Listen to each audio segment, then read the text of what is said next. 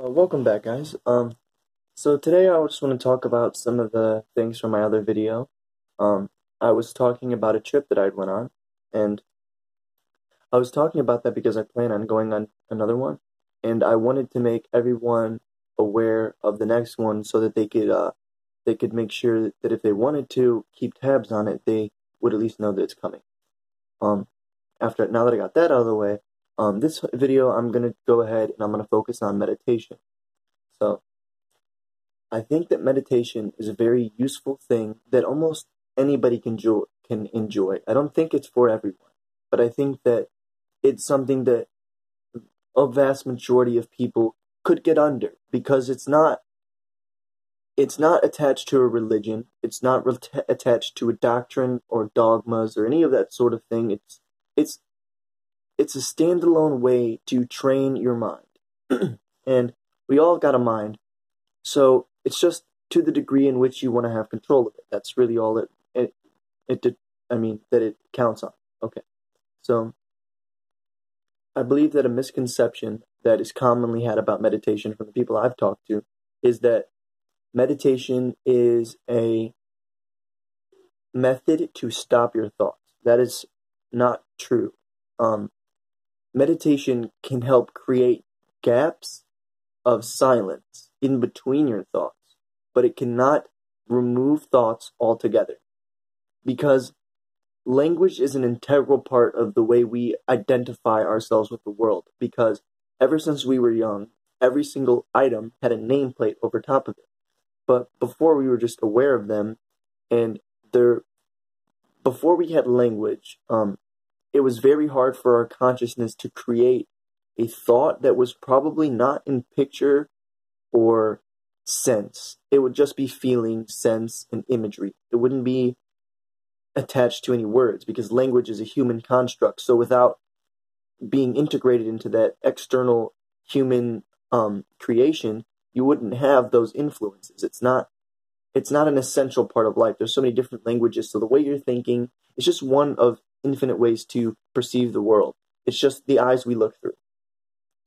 So what we have to realize is that our thoughts are something a little bit more primal than just words. We don't think primarily in words. When you think of a memory, you can even remember sounds, imagery. You remember more things. You remember it through your senses, perhaps more so than language. But language starts to take over, and we think primarily in words, and it kind of blocks us from the things that we're pointing at. Concepts end up being just you have to understand what really a concept conveys. It in itself will never truly encapsulate the thing it's pointing at. I'll give an example. Okay. So, this is a common Bic lighter. Alright? So, even calling it a Bic lighter is a little bit more information. It has the word Bic on it, it's a Bic lighter. So, that in itself expresses to you that, okay, this lighter it obviously is a tool used for lighting, and it is made by Bic. But how much information does that simple phrase actually convey about this item? See, you've got plastic, right? You've got different parts of plastic. You've got gas. You've got tubes. You've got a tube inside that feeds the gas up through the mouth. You've got the flint. The different little the gas thing. So it's I'm not trying to say that words are useless, but they only point at things and they don't fully encompass them. Like my name's Jose. My name carries very little information about who I am. Because you can slap that over anything. You can look at a vase and be like, that's Jose now. And okay, if that's what you call it, that's what it is. But how much information does that word you tie to that thing say about it? Only when we understand what the words mean do we kind of understand what they're pointing at. But even then, sometimes we get misdirected because it's only pointing and not a direct attachment to the thing itself. So I think I've beat that one to death. So as we continue with meditation, I think that another problem that I have encountered is the meditation object. So you can choose a bunch of different objects to meditate on. Most commonly, the breath is something people like to meditate on. Sensory feelings, sound. I've heard this, that if you listen to the sound in, like, he didn't say sound, he said song, like the song in your ear. But I don't think he actually means, like a song. I think he means, or he meant that you're hearing the sound and you're trying to like tune in to the most subtle emptiness. You're almost trying to listen to the silence. You're listening to the silence and the sounds that come out of it, and like you just zone into that, and it helps you kind of get focused. Now, but like I said, the meditation object, it was difficult for me because you can have multiple things that are useful meditation objects, but what meditation is trying to train is your focus as well. So when you have if you choose multiple meditation objects that you like, right, you might want to start by only focusing on one, like the breathing, and only focusing on your breathing. And when you drift away from the breathing, don't go take your awareness to the sensory perception or the sensory feelings on your body. Bring it back to your breathing. Keep bringing it back to your breathing. And then after that session's over, and if you want to work on specifically, feeling your entire body, like this is another common meditation practice. You'll start at your head and you'll feel all the sensations all the way down to your body, and you'll just keep going all the way down to your feet, back up, and just keep going. You just take your awareness to every part of your body. And that in itself is it's like one meditation object, your body. But whatever you pick, you just don't want to be bouncing your awareness between multiple points of focus, because you're trying to bring your focus back to train it to be focused on what you want. But when you have multiple things, your mind can just bounce between those things, just keep bouncing. So it is basically, you're not getting any more focused. You're just like dividing your focus, bouncing it around between different points of things you can focus on. So, I mean, that is not a end all be all. That is a recommendation, because it is only my opinion, because this is a problem I've suffered with, and I'm only, providing, possibilities for someone who might be running into the same problem, because this is sort of the way I've been working through it. Is instead of letting my mind bounce between all of these things I can be aware of, I focus on one point to bring my awareness back to. And another thing, I recently learned that I think that it can work both ways, that you can focus on your breathing and control it and, get a nice rhythm, but that becomes difficult. You'll end up starting to yawn because you're somehow off your own rhythm. But what I heard was the more correct way to do it was to let your breathing happen without your control and to observe it. Now, I have found this to be extremely difficult, but I would just like I would like any feedback from people who are doing this. I want my channel to be something where we can communicate and we can talk, and people can pose questions, ideas. They can also address things that they didn't understand about my videos, and we can talk about them, because I think that we should be able to expand however we please. But yes, that was a very big problem for me, was the fact that my awareness kept bouncing all over the place. And also when I took control of my breath, I would yawn, because what was happening was, I think what was happening was that I was taking control of my breath and I was throwing myself off rhythm, and I was getting too much oxygen at any point, and it was causing me to like yawn, and that it's not that yawning necessarily ruins it, but it sort of puts a damper on your flow. You're flowing, and then you have to stop, and then you have to readjust your breath so it's not interfering with in a way that you're yawning every 30 seconds. But I could not, for the life of me, observe my breath so far. I've been trying, and I will continue to do so. But um observing my breath. Like, what, let me explain what happened while I was doing this. So I would I would focus on my breath, and then as soon as I focused on it, it was like my mind was like fluttering in between controlling it and not controlling it. Like, as soon as I noticed it and start to look at it, it was like I couldn't tell whether or not I was in control of it or not. But it felt like slightly like I was in control, but then again slightly like I wasn't. So it was very hard to observe it without taking control. But I think that that's great that I'm at that point, because it shows me that there's growth and progress to be made. I just need to work on being the watching presence, to be able to observe what is going on without needing to take part in it.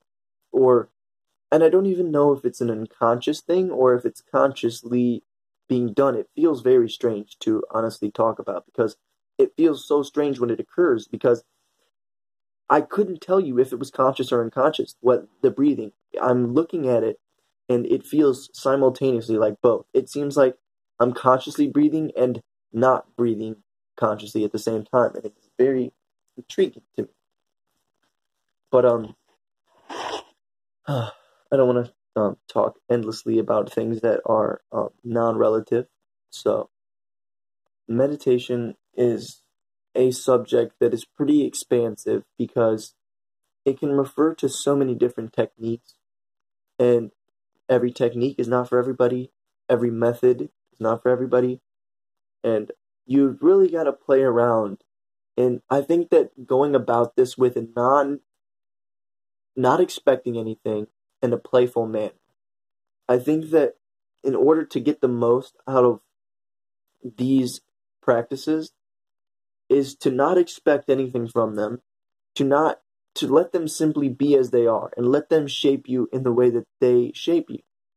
You know, I think that we almost tie too much ideas to meditation. I think that in trying so hard to do it, we end up looping ourselves out of it. Like, it's not hard to relax. It's not hard. Like, we have these two sides of ourselves. We can be energized and active, or we can be calm and inactive. And but it's just our choice, and it's just the fact that we don't go to that calm place very often, so we don't really have a roadmap to get there. But I don't really think we need one. I think it's more of just get out there and play in it, have fun in it. This whole thing, I think, is a dance, a game, and it's meant to be played for fun. So even meditation should be played in the spirit of joy and having fun and exploration, not expectation. You're not trying to achieve a result. You're not trying to get samadhi. You're not trying to get satori. You're just trying to feel yourself in that moment, and it's sort of like taking a rip to a door. You don't want to try to jump straight to the end. You just want to start exactly where you are and let it go on its own. Relinquish control, surrender to the experience, and let it unfold in the way that it naturally wants to for you. And I mean, we we do our best, but honestly, trying doesn't do us a whole lot of good. It ends up pushing us farther away from what we want than getting us to it. Because it's like, okay, when Buddha said the key to suffering, or the reason we suffer, is desire. And when you desire not to desire. Or when you find that out, and you don't want to desire anymore, so you're desiring to not desire. It's a double bind. You end up running yourself into a corner where you can't escape, because you're going to want to not desire, but you can't desire because that in itself is a desire. So wanting to achieve something in meditation is almost the same way. You're chasing after something that will only evade you more the more rigorously you chase it. So it almost cannot be taught. You have to stop trying. Stop wanting anything. Stop desiring to not desire. And it is one of the biggest binds humanity can get themselves into. We've been in this, and it has many forms. It's just a bind, but we get into these in so many different contexts. We get into these situations where we backed ourselves into it. We can't really get out. But it's sort of, Buddha advocated for the middle way. And the middle way, to me, I didn't research too much into his philosophy of the middle way, but to me it makes sense, because you have these two extremes, right? Like, you just desire plainly, and then you desire not to desire. But neither of those work in their own. Like, desiring to not desire and desiring, if you just let your desire run rampant, you'll just chase everything and get it regardless if it's good for you or not. And if you desire not desire, you're trying to stop something that's natural anyway. So it's about balancing. It's about joining the two and letting them both exist at the same time. And to not pick sides, to not choose either one over the other. And again, I don't even believe it's really something that can be taught. I think it's just more of a surrender, a relinquishing of control. But I think this is going to be all for my video on meditation. I know I kind of hopped around a little bit. This is only my second video, and I probably touched on the same topic a couple times because I just wanted to make sure I was thorough. I probably missed some things, and if I get some ideas, I'll make a part 2, probably part 3, 4, 5, 6, 7, 8, 9, 10. As I progress through these different practices that I do, I'm going to share my progress. I'm going to give my advice that helped me pass certain like walls that I was being stuck on, so that other people like me going through these similar experiences can maybe draw from what I've went through and use it to help get them through some of the same problems. So you guys have a wonderful day, and peace and love.